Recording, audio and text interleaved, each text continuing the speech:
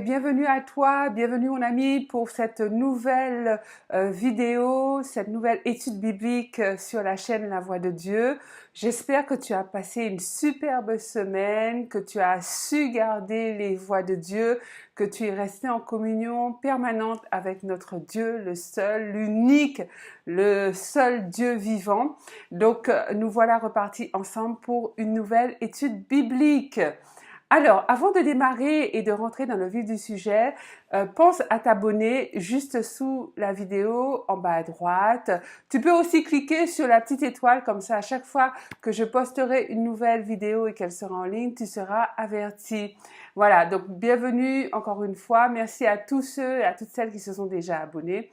Ça fait hyper plaisir et rappelons-nous que la parole de Dieu doit être propagée, je dirais même plus propulsée à travers le monde. Donc n'hésite pas à partager cette vidéo, à l'envoyer à un maximum de personnes, toutes les personnes que tu connais et toutes les personnes que tu sais qui pourront être édifiées par tous ces messages divins. Alors, donc sans plus tarder, rentrons donc dans le vif de cette nouvelle étude biblique. Alors, notre passage d'aujourd'hui tiré de la Bible se trouve dans Matthieu 5, 14 à 16. Matthieu chapitre 5, versets 14 à 16. Je te rappelle que moi, ma Bible, c'est la version Louis II. Je n'en ai pas d'autre pour le moment, donc c'est pas grave. C'est toujours intéressant d'avoir plusieurs versions de la Bible parce que ça nous aide à avoir, si tu veux, des traductions dans un français soutenu, dans un français qui se calque au maximum avec les écritures hébraïques. Et il y a d'autres versions qui peuvent nous apporter une traduction dans un français plus courant, comme nous sommes quand même au XXIe siècle. Donc parfois ça aide bien d'avoir des mots qui sont un petit peu plus d'actualité entre guillemets pour nous aider à saisir le sens des messages bibliques. Cela dit, je t'invite avant toute étude biblique, avant même de te plonger dans la Bible, puisque c'est la vocation de cette chaîne, rappelle-toi, que la parole de Dieu soit propagée, propulsée à travers le monde. Donc n'hésite pas à partager cette vidéo à un maximum de personnes que tu sais qui pourront être édifiées, ou même si tu penses que ça pourra ne pas les intéresser, le Saint-Esprit fait le reste. Donc, je reprends le fil de ce que j'étais en train de te dire. Donc, avant toute étude biblique, que ce soit sur cette chaîne, La Voix de Dieu, ou lorsque tu te plonges de toi-même dans la Bible pour en découvrir les mystères et les secrets, demande toujours au Saint-Esprit de t'aider, d'ouvrir ton esprit, de te guider pour une compréhension approfondie de la parole de Dieu, parce que la parole de Dieu, comment dire, la parole de Dieu peut rester cachée, peut rester mystérieuse si Dieu ne décide pas d'en ouvrir l'accès, d'en ouvrir la compréhension. Donc on doit toujours prier pour demander à Dieu d'ouvrir notre intelligence parce que nous avons soif de sa connaissance, nous avons soif de savoir qui il est, nous avons soif de savoir ce qu'il a à nous apprendre. Voilà, donc je ferme cette longue parenthèse pour donc entrer dans le vif du sujet. Donc, je te disais qu'il s'agit de Matthieu chapitre 5, versets 14 à 16, que nous allons lire tout de suite. Je suis sûre que tu as déjà ta Bible. Tu commences à être habitué maintenant. Donc, allons-y. Vous êtes la lumière du monde. Une ville située sur une montagne ne peut être cachée. Et on n'allume pas une lampe pour la mettre sous le boisseau, mais on la met sur le chandelier et elle éclaire tous ceux qui sont dans la maison. Gloire à Dieu. Ce passage, tu l'as compris, parle de la lumière du monde. Et Dieu dit que nous sommes la lumière du monde. Quand il dit, donc au verset 14, vous êtes la lumière du monde, à qui s'adresse-t-il? Il s'adresse à ses enfants, il s'adresse à nous chrétiens. Il considère que nous sommes la lumière du monde, que nous sommes amenés à briller, nous sommes amenés à rayonner partout à travers le monde. Ça signifie quoi? Derrière le terme « vous êtes la lumière du monde », il y a un mystère qui est caché et qui vient nous expliquer que si nous sommes, nous chrétiens, enfants de Dieu, la lumière du monde, ça veut dire que le monde est dans l'obscurité, que le monde est dans les ténèbres. Et donc, comment faisons-nous pour être la lumière du monde?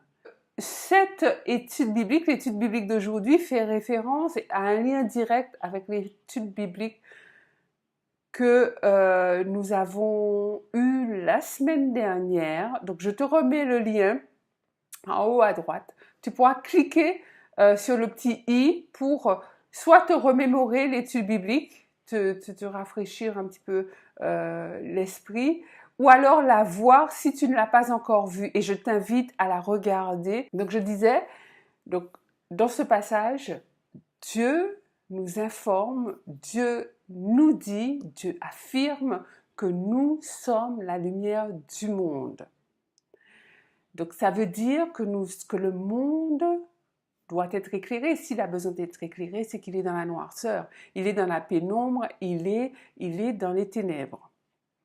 Si on compare la lumière par rapport à l'obscurité, qu'est-ce que ça signifie? Ça signifie donc qu'il y a une différence entre nous qui sommes appelés la lumière et le monde qui, lui, est plongé dans les ténèbres. Donc, s'il y a une différence entre nous chrétiens et les personnes qui ne sont pas chrétiennes, qui sont considérées comme païennes, vivant dans le monde, eh ben, c'est qu'on doit pouvoir faire la différence. Ben, normalement, il n'y a pas photo. Quand on nous voit et quand on voit des gens du monde, lorsqu'on voit des gens qui sont les païens, il doit forcément, ça doit sauter aux yeux. On doit voir la différence. Alors, de quel point de vue peut-on voir la différence entre un chrétien et quelqu'un qui n'est pas né de nouveau, quelqu'un qui vit dans le monde? En fait, essentiellement par nos paroles, par nos actes, par notre comportement, par notre manière d'agir. D'accord? Donc cela fait encore référence à la vidéo d'enseignement de la semaine dernière qui concernait les fruits de l'esprit. Dieu veut qu'on cultive et qu'on ait en permanence avec nous les fruits de l'esprit. Alors, pour aller plus loin dans cette étude, il faut savoir que le monde nous observe et que le monde nous juge. Lorsqu'on se dit enfant de Dieu, les autres, le monde, s'attend à ce qu'on ait un comportement différent de la masse. C'est normal. Force est de constater que maintenant, on n'arrive pas trop bien à distinguer un chrétien d'un païen. Pourquoi? Parce que on laisse, peut-être par facilité, peut-être par ignorance, peut-être par, j'ai envie de dire par paresse, on laisse entrer trop de choses avec lesquelles Dieu n'est pas d'accord et on laisse ces choses-là rentrer dans nos vies. Et ça, c'est pas normal. Nos paroles, calquées à la parole de Dieu, doivent absolument être en accord avec nos actes. Et c'est là-dessus que le monde nous regarde, c'est là-dessus que le monde nous juge et c'est là-dessus que Dieu nous juge. Parce que c'est pas tout dit de se dire chrétien. Il faut en porter les fruits. Encore une fois.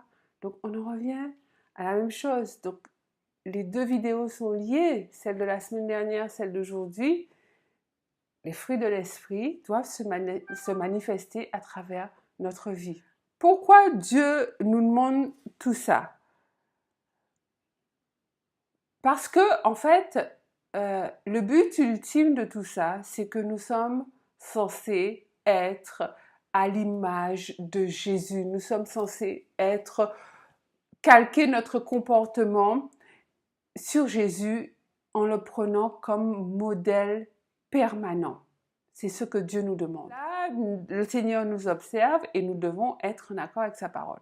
C'est-à-dire que on ne doit pas mentir, on ne doit pas voler, on ne doit pas tricher. On doit avoir un vocabulaire, on doit avoir un langage correct, vertueux, d'accord? Vertueux, c'est le mot peut paraître extrême, mais nous devons faire en sorte d'avoir un langage le plus vertueux possible. Dieu nous demande d'être différents des gens de ce monde. Nous devons apporter la lumière dans ce monde de ténèbres.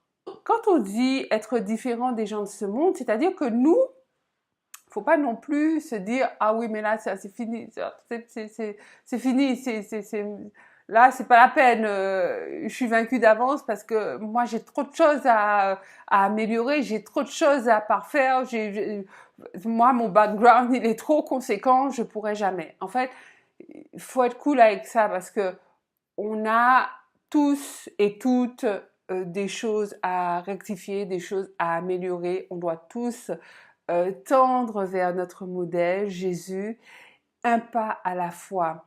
C'est très bien d'être différent d'hier et de constater qu'on s'est amélioré parce qu'on a décidé de s'améliorer sur tel ou tel point. Donc un pas après l'autre et avec la grâce de Dieu, il nous aide tous les jours. Le reste du passage que nous étudions aujourd'hui nous dit une ville située sur une montagne ne peut être cachée, et on n'allume pas une lampe pour la mettre sous le boisseau, mais on la met sur le chandelier et elle éclaire tous ceux qui sont dans la maison.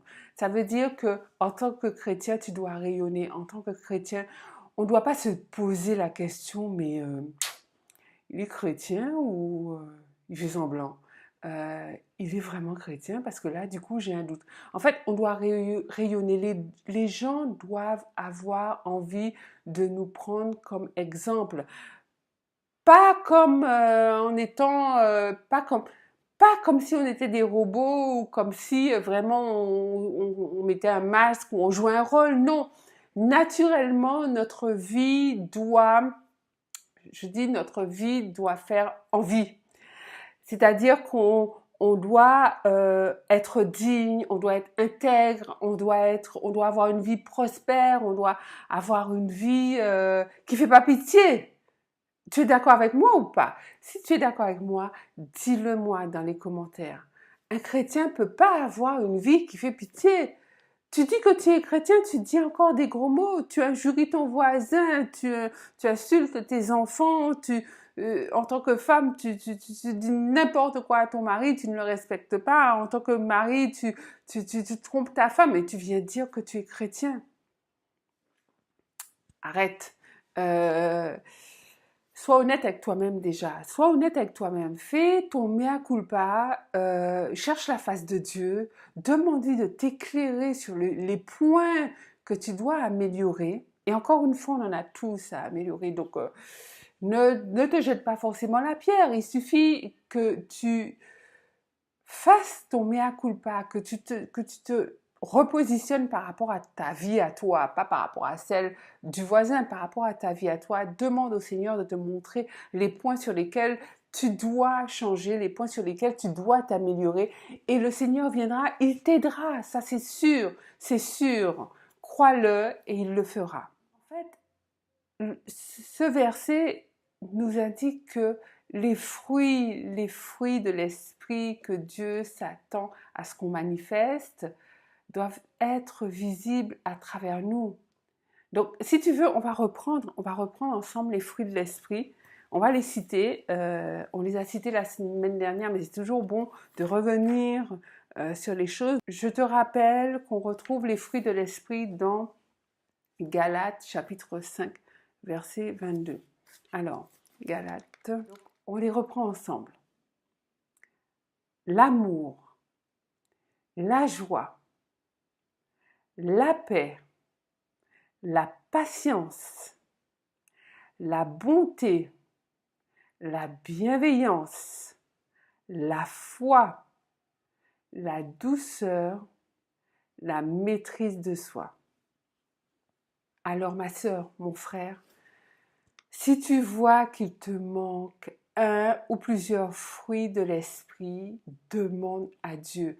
Cherche la face de ton Dieu, demande-lui de te donner ces fruits de l'esprit. C'est dans sa parole, il l'a dit, il va te donner, mais il faut que tu lui demandes. Moi, je sais que le fruit de l'esprit dont j'ai le plus besoin, c'est la patience. Moi, j'ai un tempérament qui est un peu impatient. Comment je dirais alors, j'ai une forme d'impatience, on va dire. J'ai une forme d'impatience parce que je peux être très, très patiente dans tout ce qui est pédagogie, apprentissage, expliquer quelque chose à quelqu'un. Là, je peux être très, très patiente avec les enfants, avec les adultes, très patiente. Par contre, comme en fait, j'ai un tempérament comment je dirais, à aller au bout des choses. Je suis, en fait, pour t'expliquer, je suis très dans l'action, en fait. Je suis focalisée dans l'action. Donc, ça veut dire que lorsque j'ai quelque chose à faire, j'ai une certaine impatience et, comment dirais-je, je considère que certaines personnes ou certains événements peuvent venir me ralentir et par rapport à ça, je peux montrer de l'impatience. Je ne sais pas si tu vois ce que je veux dire. Bon, moi, en tout cas, je me comprends. Je me connais. Et je demande à Dieu de me donner la patience telle qu'il veut que je l'ai et que je puisse faire preuve de patience parce que c'est un fruit de l'esprit qu'il nous demande d'avoir. Et comme je veux lui plaire, je lui demande d'avoir ce fruit de l'esprit qu'il me manque. Voilà.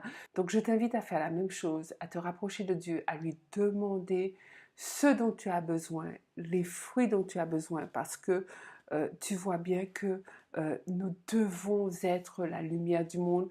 Quelqu'un doit faire la différence entre nous chrétiens et ceux qui ne sont pas chrétiens. Sinon, il y a quelque chose qui cloche, tu es d'accord avec moi?